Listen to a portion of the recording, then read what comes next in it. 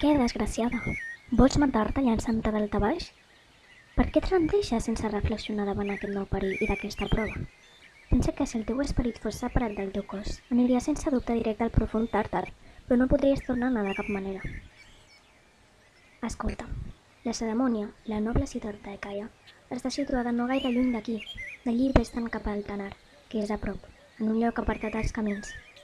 Allí hi ha una entrada en espiral que porta al regne de Titis. A través de les portes obertes veuràs un camí gairebé intransitable. Travessa el llindar i des d'allí en línia recta arribaràs al Palau de l'Orc. Però no vagis a través d'aquella foscor amb les mans buides. Hi has de portar en cada una dues fogasses fetes de farina d'ordi i pastades amb vi i mel. I a la boca hi has de portar dues monedes. Quan ja hagis fet gran part d'aquell camí reservat als morts, trobaràs un ase coix carregat de llenya al costat i un traginer coix com ell. Et demanarà que li donis alguns bronquiolis del feix a punt de caure, però tu no li diguis res si passa de llarg pel seu costat, en silenci. Sense tardar arribaràs al riu dels morts, vigilat pel Carot, que reclama primer l'import del passatge i després porta a l'alta riba els viatgers en la seva barqueta feta de cuir rússid. En efecte, també entre els morts hi ha avarícia i ni tan sols Caront, el cobrador de Titis, un déu tan gran, no fa res de franc, sinó que s'ha de preocupar els diners del trajecte i, si de cas no els portés a la mà, ningú deixaria reposar en pau. Dóna-li com a nolita a aquell vell horrible una de les dues monedes que portes, però fes-ho de manera que ell mateix agafi la teva boca amb la seva mà. Després, quan travessis el corrent mandrós, un vell mort, surant damunt l'aigua, aixecarà les seves mans podrides i et pregarà que l'ajudis a pujar a la barca, però tu no et deixis portar per l'apetat, que allí és prohibida. Quan hagis travessat el riu, tot just hagis avançat una mica, unes velles teixidores que estaran fent tela et demanaran que els donis una mà, però la llei divina no et permet de tocar aquesta feina. Tot això i moltes altres coses seran preparats per Venus, per tal que deixis caure de les mans una de les dues fogasses. I no creguis que sigui una pèrdua insignificant perdre una fogassa d'ordi, perquè si se te n'extraviés una, no podries tornar a veure la llum del sol. És que un gos enorme de 3 colls i de 3 caps molt grossos, desmesurat i temible, fent lladrucs com trons amb la seva gola, terroritza els morts inútilment, que ja no els pot fer cap mal, i ballant sempre davant l'entrada del negre atri de Prosperina, guarda el palau d'Ull de Titis. Però sobretot, et recomano que respectis aquest consell. No obris la capseta que porta els nimilis que hi ha dins. No intentis tafanejar el tresor de bellesa divina que hi ha amagat. D'aquesta manera va complir la seva funció aquella torre dotada del poder d'endivinació.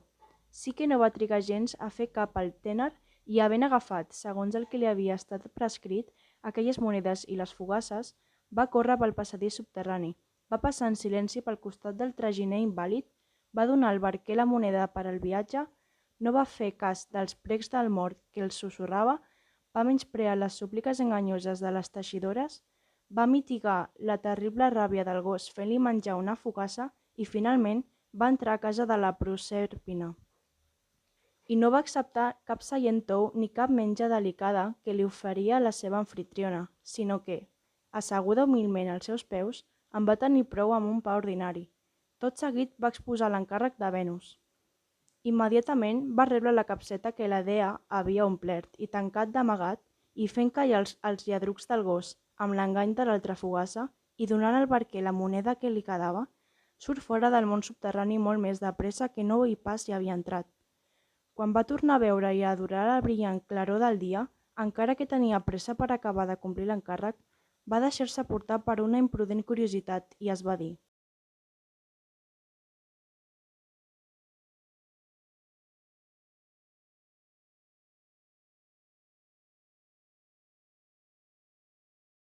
dit i fet, va obrir la capseta, però allí no hi havia cap bellesa ni res semblant, sinó una son infernal veritablement digna de l'Estígia.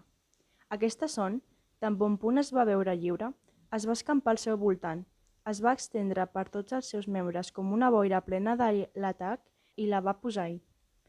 Sí que va caure estesa en el mateix lloc del camí on havia posat el peu, ja immòbil, i ben igual que un cadàver que dorm el somni de la mort. Però Cupido, recuperat amb la cicatriu tancada, no suportant més la llarga absència de la seva psique, Es va escapar per la finestra de dalt de tot de la cambra on estava tancat i amb les ales reforçades per un descans tan llarg va córrer volant cap a la seva estimada, Psique, i recollint amb cura aquesta son, la va tornar a tancar al seu lloc dins la capseta.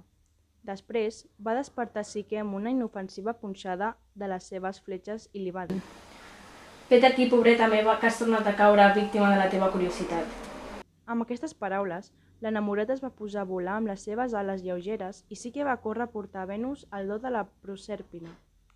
Mentrestant, Cupido, consumit per una gran passió i amb cara trista, tement la sobtada austeritat de costums de la seva mare, va tornar a la seva habitual manera de ser i amb les ràpides ales atravessar el punt més alt del cel i va anar a suplicar al gran Júpiter i li va exposar la seva causa.